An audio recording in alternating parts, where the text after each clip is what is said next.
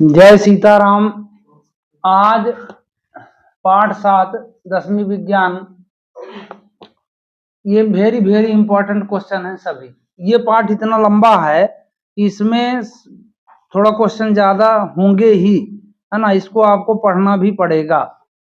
जंतुओं तथा पौधों में वृद्धि की तुलना कीजिए, मतलब अंतर लिखना है। जंतुओं और पौधों में अंतर लिखना है। तो देखो, अब इसका अंतर मैं आपको बताते भी जाऊंगा, आपको ढूंढने की जरूरत नहीं, मात्र सुनना है।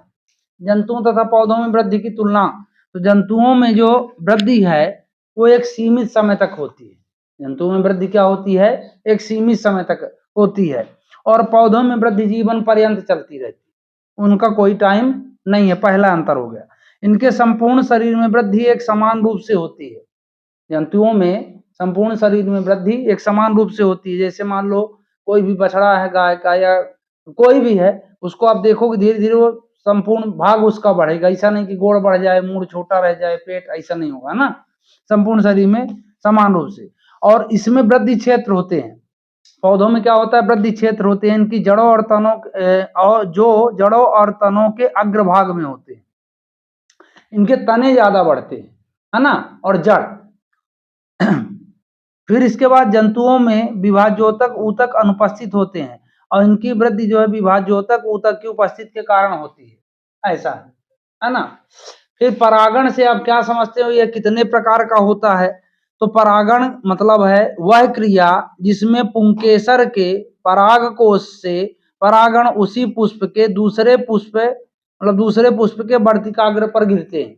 दूसरे पुष्प के वर्तिकाग्र पर गिरते हैं, परागण कहलाता है। परागण दो प्रकार का होता है, स्वपरागण और परपरागण।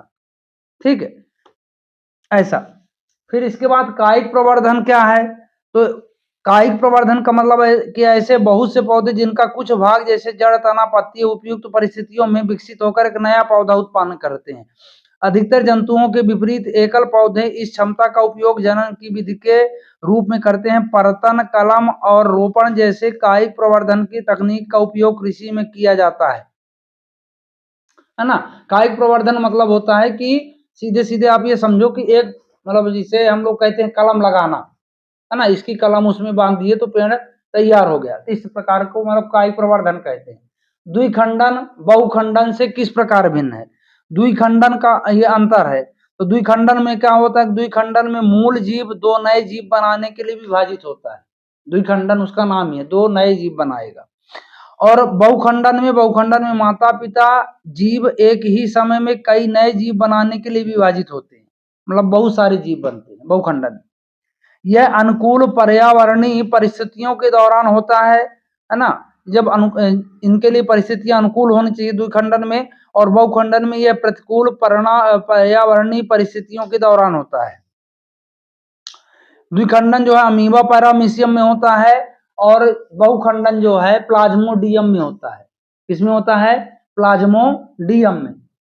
फिर कहता है स्वपरागण को परिभाषित कीजिए। एक चीज और है, देखिए, इसी से आप स्वपरागण और परपरागण में अंतर भी आप याद कर सकते हैं। जैसे स्वपरागण क्या है?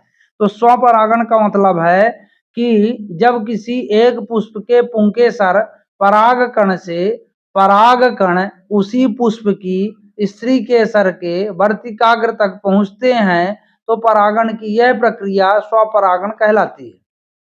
ठीक है।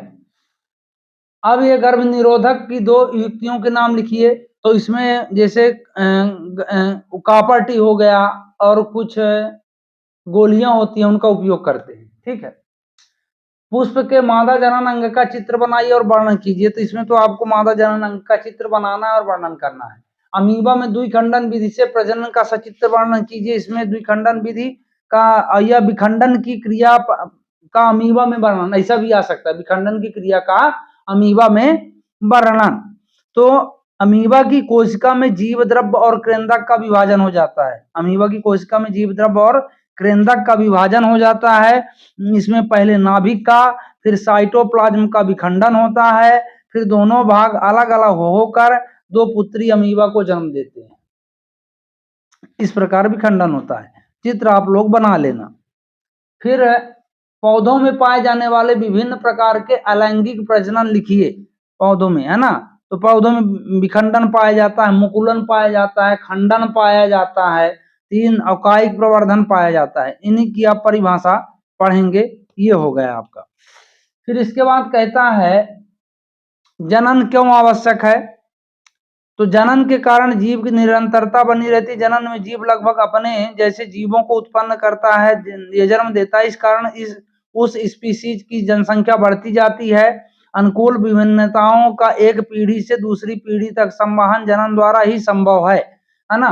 तो इस तरह लिए जनन आवश्यक है। मादा अब इसमें देखो, यहां मैंने लिखा था ये पुष्प के मादा, और ये मादा जो है मनुष्य, जो मतलब मनुष्य वाले मादा, ये जनन अंक नामांकित चित्र लगाकर इसका वर्णन करना है। फिर इसके बाद निषेचन क्या है, पुष्पी पौधों में भ्रूण निर्माण की प्रक्रिया समझाइए।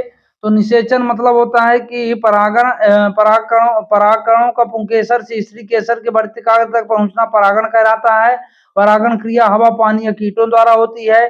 निषेचन जो है नर तथा मादा युग्मक का मिलन निषेचन कहलाता है। परागण के बाद परागण में एक पराग नली होती है। पराग नली में 2 युग्मक होते हैं, इनमें से एक नर युग्मक पराग नली में होता हुआ बीजांड तक पहुंचता है और अंड के साथ संलयित होकर युग्मनज बनाता है। इस संलयन को निषेचन कहते हैं। वृद्धि की विभिन्न अवस्थाओं का वर्णन कीजिए। तो कोशिका विभाजन, कोशिका दीर्घीकरण और कोशिका परिपक्वन। कोशिका विभाजन, कोशिका दीर्घीकरण, कोशिका परिपक्वन, ये है आपके, ये हो गए। पुष्प के लंबवत काट का, ये वेरी वेरी इंपॉर्टेंट क्वेश्चन है। पुष्प के लंबवत काट का नामांकित चित्र बनाइए। चित्र तक लिखा हूं, मतलब बनाइए, आप समझ जाएंगे। ठीक है। कायिक प्रवर्धन का उपयोग कुछ पौधों को उगाने के लिए किया जाता है। ये भी वेरी वेरी इंपॉर्टेंट क्वेश्चन है ना। तो क्यों किया जाता है कायिक प्रवर्धन, मतलब वह प्रजनन जिसमें पौधों के लैंगिक प्रजननांगों को छोड़कर पादप शरीर के अन्य भाग एक प्रवर्धन की भांति कार्य करते हैं तथा विभाजित होकर एक नए जीव को जन्म देते हैं, जिसे कायिक या वर्धी प्रवर्धन, इसे वर्धी प्रवर्धन के नाम से भी जानते हैं, इसे वर्धी, है ना। तो इस तरह कायिक प्रवर्धन निम्न विधियों द्वारा होता है। जड़ों के द्वारा, कुछ जड़ों के अपस्थानिक कलिकाओं को उत्पादित करने की क्षमता होती है, जो विकसित होकर नया पौधा बनाते हैं, जैसे शतावर, शकरकंद, है ना। तनों द्वारा, कुछ तनों को लगा के, जैसे अदरक, हल्दी, इनके तने लगते हैं। अदरक हल्दी के क्या लगते हैं, तने। और गन्ना, अमरबेल, ऐसा।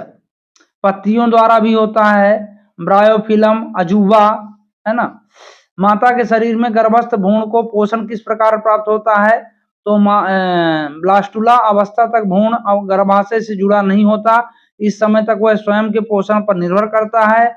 इसके बाद ब्लास्टुला गर्भाशय की दीवार में प्रत्यारोपित होकर अवशोषण द्वारा पोषण प्राप्त करने लगता है। इस समय ब्लास्टुला के चारों तरफ एक सतह का विकास हो जाता है, जिसे कोरियान या जरायु कहते हैं। जरायु की भीतरी सतह पर एक झिल्ली बन जाती है, जिसे एमनिनान कहते हैं। कोरियान में असंख्य अंगुली समान संरचनाएं बन जाती हैं, जिन्हें जरायु अंकुर कहते हैं। इन्हीं अंकुरों द्वारा भ्रूण के कोरियान का संबंध गर्भाशय की दीवार से हो जाता है। गर्भाशय की आंतरिक दीवार पर अंकुर बन जाते हैं। ये अंकुर गर्भाशय तथा भ्रूण की दीवार को जोड़ देते हैं। इस जोड़ को अपरा कहते हैं। अपरा बनने के बाद कुछ समय में दोनों में नाभिनाल हो जाता है। नाभिनाल के बाद इसमें भोजन की प्रक्रिया चालू हो जाती है। ठीक है। तो इसको आप इस तरह कर सकते हैं। मतलब इसमें कुल मिला के आप लैंगिक और अलैंगिक जनन में अंतर और स्वपरागण पर परागण में अंतर, है ना। तो चाहे आप परिभाषा रूप में पढ़ लीजिएगा इसको, और चाहे अलग अलग किताब से देख के आप पढ़ सकते हैं, उसमें कोई दिक्कत नहीं है। तो ये आप बिल्कुल याद कर लेना, अलैंगिक जनन, लैंगिक जनन, स्वपरागण और परपरागण में अंतर। ठीक है। तो इस तरह जो है आपको एक क्वेश्चन और है जो मैं नहीं लिख पाया, लैंगिक जनन में डीएनए की क्या भूमिका है, ये आ सकता है। बाकी ये वेरी इंपॉर्टेंट क्वेश्चन है जितने मैंने लिखे, है ना। तो इसी आशा के साथ कि आप इसको तैयार करके अच्छा नंबर और अच्छे मार्क प्राप्त करेंगे। तो जय हिंद, जय भारत।